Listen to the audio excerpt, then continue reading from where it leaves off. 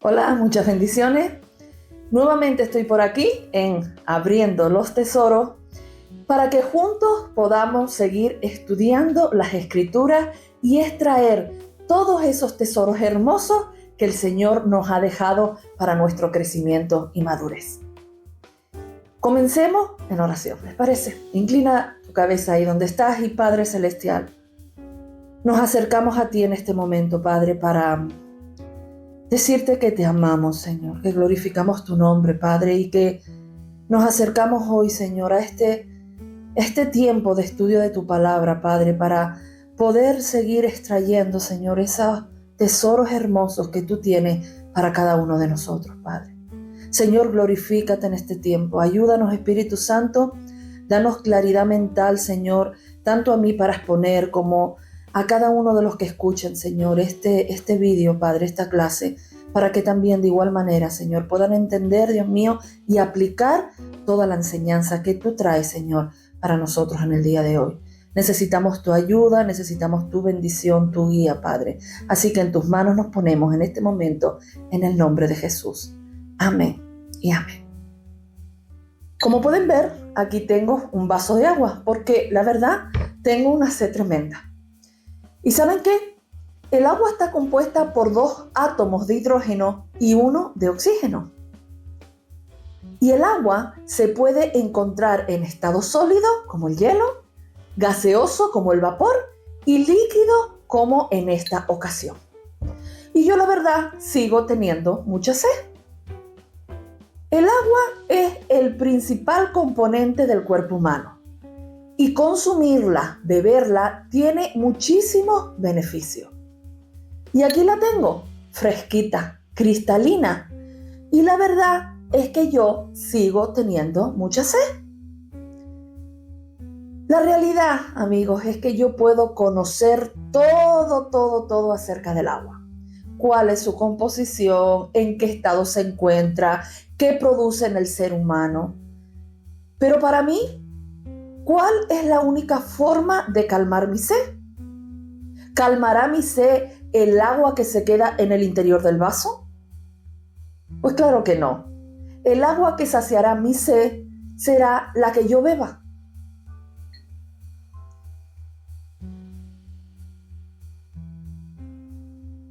¡Ay, qué rica! La forma de saciar la sed es tomándola, no conociendo lo que es el agua. Porque yo puedo saber todo acerca del agua, pero si no la tomo, nunca va a saciar mi sed. Lo mismo ocurre con las Escrituras. Yo puedo conocer la Biblia, pasajes completos o versículos completos de memoria. En realidad la Biblia es un libro vivo. Hay versículos que quizás los hayas leído en muchísimas ocasiones, pero que siempre continuarán proporcionándonos cosas nuevas a medida que lo estudiamos, cosas nuevas a nuestra vida a medida que lo vamos estudiando. Y al igual que en el ejemplo del agua, el agua va a saciarme cuando la bebo, no la que dejo en el vaso. La que bebo es la que va a darme vida. Pues de igual manera ocurre con las Escrituras. Es la palabra que bebemos, permítanme pues la expresión, ¿no? La que ingerimos, la que aplicamos a nuestra vida. Esa es la que nos va a traer vida y la que producirá cambio. ¿Cómo hacemos esto? ¿Cómo bebemos, hablando metafóricamente, de forma figurada, las Escrituras? Evidentemente, en primer lugar, leyéndola. Es imprescindible leerla, escudriñarla, conocerla. Pero hay algo más que debemos hacer y es incorporar sus enseñanzas a nuestra vida mediante el estudio devocional. Cuando lo hacemos de esta manera, la Biblia se convertirá en nuestro alimento espiritual que nos va a proporcionar vida espiritual. Y este método de estudio y todos los ejercicios que vayamos a hacer no se pueden quedar en ejercicios intelectuales. La Biblia, sus enseñanzas deben convertirse en nuestro alimento espiritual. Así que esta lección, que va a ser en realidad muy práctica, vamos a practicar con algunos versículos, pues la forma de hacer este método. Así que te animo a que te puedas quedar hasta el final del vídeo, pues para que veas toda la parte práctica. Este segundo método de estudio que vamos a analizar es el método de estudio devocional y tiene un propósito principal. ¿Cuál es el propósito principal? Bueno, yo creo que por lo que hemos hablado hasta ahora ya se pueden hacer una idea. El propósito principal de este método de estudio es alimentarnos de la palabra, dejando que ella se convierta en el agua, en el alimento que nos sacie, que nos dé vida, que nos transforme. No olvidemos que Jesús dijo en Juan 6:63, las palabras que yo os he dado son espíritu y son vida. Este es un método que va más allá del estudio. Este método de estudio bíblico hace que la palabra entre en nuestros corazones y así tenga influencia en nuestra vida. Es el método que nos inspira a conocer y seguir más a Dios, a escuchar su voz, a tener una vida de íntima comunión con Él y responderle en obediencia. El método devocional personaliza el estudio bíblico y debería ser parte de la actividad diaria de todos los creyentes. Y algo muy importante, de verdad muy importante, de lo que debemos ser siempre conscientes, es que el enemigo se va a levantar para que esto no suceda. Así que, como siempre digo, debemos de luchar por encontrar esos tiempos a lo largo de todo el día para poder estudiar las Escrituras.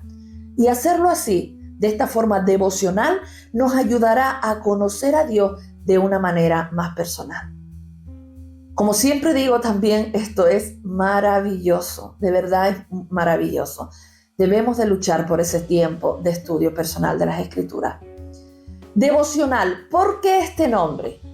Devocional viene derivado de la palabra devoción, que significa entrega total e implica amor hacia Dios y su palabra, reverencia, sinceridad, meditación. Y eso prácticamente es lo que nos dice Jesús en Mateo 22:37, que dice: ama al Señor tu Dios con todo tu corazón, con toda tu alma y con toda tu mente. Eso es devoción. Y antes de explicar este método y la forma de desarrollarlo, hay algo que también quiero decirle. Y es que este es un método sencillo. Y en muchas ocasiones algunas personas, pues por ser un método sencillo, creen que no es necesario tener en cuenta algunos aspectos de la hermenéutica, como lo expliqué las semanas pasadas en el método inductivo. Y por lo tanto, pues cometen el error de no tener en cuenta el contexto o se acercan a la palabra de una forma pues muy ligera. Esto no debe ser así, no debe ser de esta manera. Debemos tener en cuenta lo que ya hemos aprendido respecto a este tema del método inductivo, aplicarlo de igual forma para todos y cada uno de los métodos que usemos. Si aún no has escuchado lo del método inductivo, te animo a que lo puedas hacer en los vídeos anteriores aquí en el canal. Bueno, entonces entremos en materia en cuanto al desarrollo del método. Este método permite mucha flexibilidad, ya que se puede aplicar pues, a una sola palabra, a una frase, a un versículo, a un capítulo o a un libro completo de la Biblia. Y el desarrollo incluye 3 pasos que tienen que ver con hacer una paráfrasis del texto que estamos estudiando. Ahora les explico eso en qué consiste. El desarrollo tiene que ver también con los problemas personales con los que nos encontramos al leer estos pasajes. Y por supuesto, como no podía ser de otra manera, tiene que ver con la toma de decisiones personales. Así que este método se desarrolla en 3 pasos: paráfrasis, problemas personales y decisiones. Hoy vamos a concentrarnos en el primer paso, la paráfrasis, y cómo hacerla, y como les dije, lo vamos a hacer con ejemplos prácticos. Paráfrasis, ¿qué significa? Bueno, explicándolo de manera sencilla, paráfrasis es decir en nuestras propias palabras lo que dice el texto que estamos leyendo o estudiando, para así poder entenderlo mejor. ¿Cómo hacemos una paráfrasis? Les voy a dar varios pasos muy fáciles a seguir para hacer una buena paráfrasis del pasaje que estamos leyendo.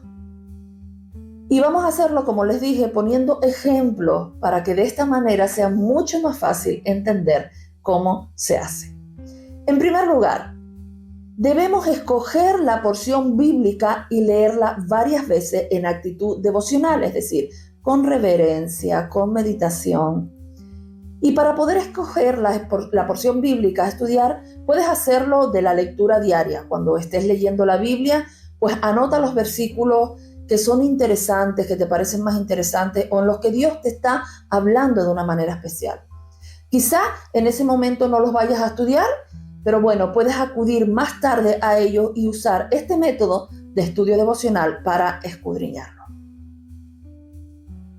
También puedes dejar que sea el Espíritu Santo en un momento determinado quien te dirija al pasaje que debes estudiar.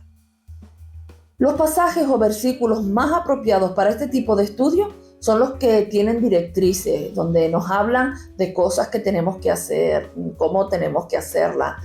Versículos o pasajes que nos dan advertencia, que nos muestran aspectos en los que tenemos que obedecer. Esos son los más apropiados, pero todos podemos hacerlo. Para el ejercicio práctico, mientras explicamos el método, vamos a usar los versículos de 1 de Juan, capítulo 1, versículos 15 y 16.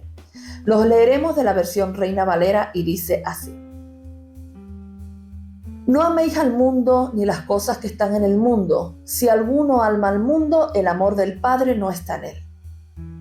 Porque todo lo que hay en el mundo, los deseos de la carne, los deseos de los ojos y la vanagloria de la vida, no provienen del Padre, sino del mundo. Este pasaje se debe leer varias veces, en actitud, como ya hemos dicho, devocional, de reverencia. En segundo lugar, mientras lees, piensa que si tuvieras que darle un título en 3 o 4 palabras a esto que acabas de leer, ¿qué título le pondrías? Yo le pondría algo así como no amar al mundo ni lo que nos ofrece. De esta manera, al ponerle un título, lo que estás haciendo es extraer y entender cuál es el tema principal del pasaje. En tercer lugar, y una vez tengas claro cuál es el tema principal, lee nuevamente ese pasaje, esos versículos, y toma papel y lápiz y redacta en tus propias palabras ese versículo o pasaje.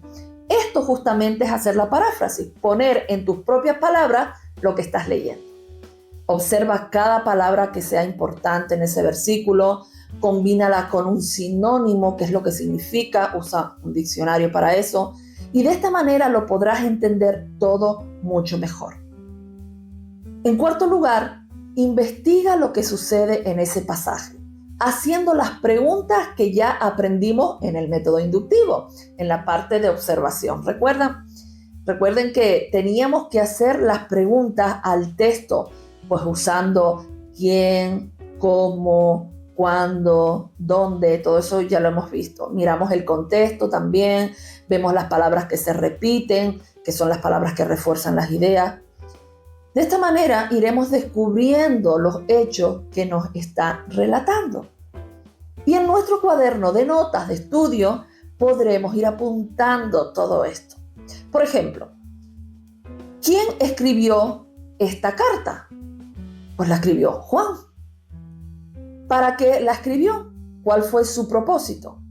Si miramos el contexto, entendemos que Juan escribió esta carta para refutar a un grupo que intentaba introducir en la iglesia una herejía negando que Jesucristo había venido en carne. Hacemos otras preguntas. ¿Qué enseña Juan en esta carta? Juan en esta carta enseña muchas cosas importantes. Enseña que ellos sí vieron con sus propios ojos a Jesús, que lo conocieron, que andaban con él y por tanto Jesús sí vino en carne y refuta toda esa herejía que intentaban introducir. Y entonces anima a los lectores de esta carta que hagan varias cosas. Entre ellas, pues los exhorta a lo que dicen estos 2 versículos que estamos estudiando, a dejar atrás todos los deseos mundanos que nos alejan del amor del Padre. En estos versículos también podemos ver que hay palabras que se repiten, como por ejemplo la palabra mundo. se nombra en 5 ocasiones en los 2 versículos. Así que es algo en lo que tenemos que pararnos. También se repite la palabra amor y la palabra padre. Anotamos como hemos aprendido a hacer. Buscamos el significado de las palabras para poder entender bien de lo que nos está hablando este pasaje. Por ejemplo, ¿qué significa mundo cuando la Biblia nos habla de el mundo? Mundo puede hacer referencia a 2 cosas, a la tierra, al universo físico, pero generalmente, y en este tipo de contexto del que estamos hablando, cuando la Biblia dice mundo, no améis al mundo, está haciendo referencia no a la tierra, sino a los pensamientos, a las filosofías y a la forma de vida que contradicen todo lo que tiene que ver con Dios. Así que cuando en estos versículos Juan nos está diciendo que no amemos al mundo, no se refiere a que no amemos al planeta o a las personas. Lo que nos está diciendo es que no debemos amar todo ese sistema de pensamientos y valores que van en contra de las enseñanzas del Señor, de las enseñanzas de Dios. En realidad, el mundo es todo aquello que dejamos cuando conocemos al Señor.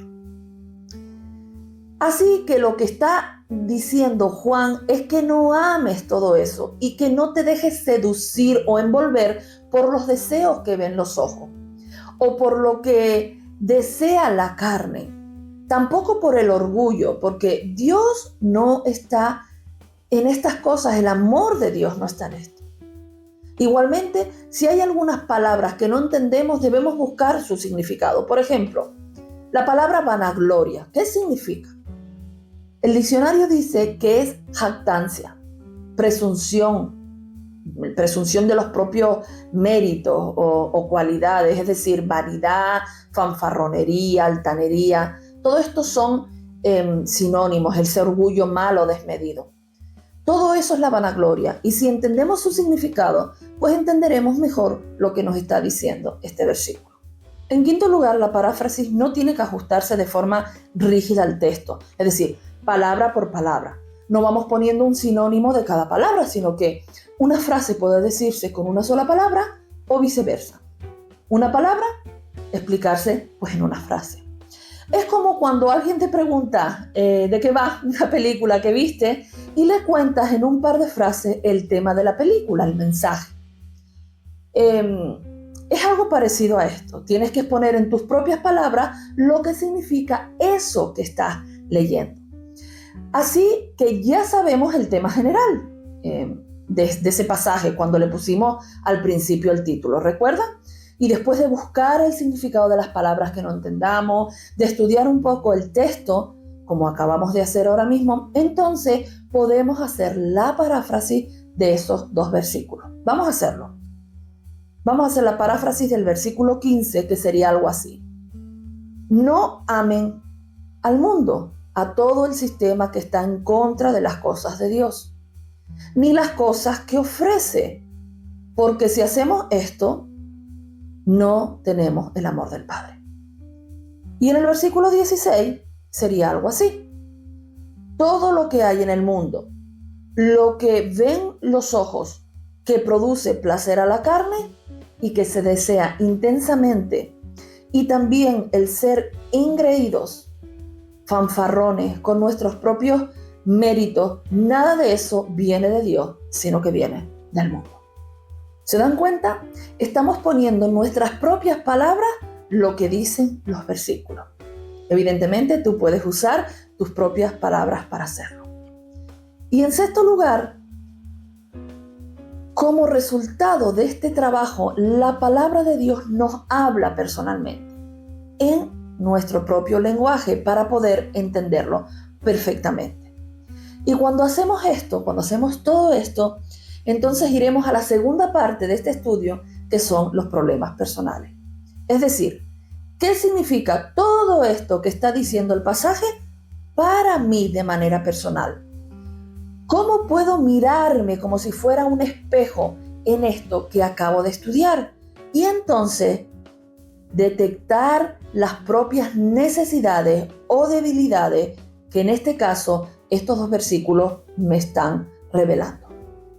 Esta parte, junto con la importancia de la toma de decisiones, la veremos la próxima semana. Así que espero que puedan ir practicando con sus lecturas diarias. Si quieren pueden empezar así como lo hicimos hoy, con 1 o 2 versículos, haciendo la paráfrasis de esta manera en que hemos estudiado. Y cuando la próxima semana estudiemos cómo se aplica a mi vida y qué decisiones debo ir tomando, entonces también puedes ir añadiendo todo eso nuevo que aprendemos a tus lecturas diarias. ¿Pues para qué? Pues para que de esta manera todos esos tesoros hermosos que vamos abriendo de la palabra de Dios sean una realidad en nuestra vida. Eso es lo más importante. Nada más, recordarles que si quieren aprender sobre el método inductivo, que fue el que estudiamos las semanas anteriores, pueden ir a los vídeos que están en el canal. Ahí está todo explicado, también hay ejemplos, hay ejercicios. Bueno, y pedirles que si les apetece, pues puedan seguir el canal, darle a la campanita para que les avise cuando voy subiendo algún vídeo. En la cajita de información les dejo mis redes sociales, por ahí voy publicando muchas cosas también. Y también el correo de Abriendo los Tesoros, por si quieren preguntar alguna cosa, resolver alguna duda, preguntar lo que quieran. Bueno, familia, un abrazo para todos, muchas bendiciones. Espero verlos la próxima semana en la segunda parte de este hermoso método devocional de la palabra. Un abrazo. Abriendo los tesoros como brisa fresca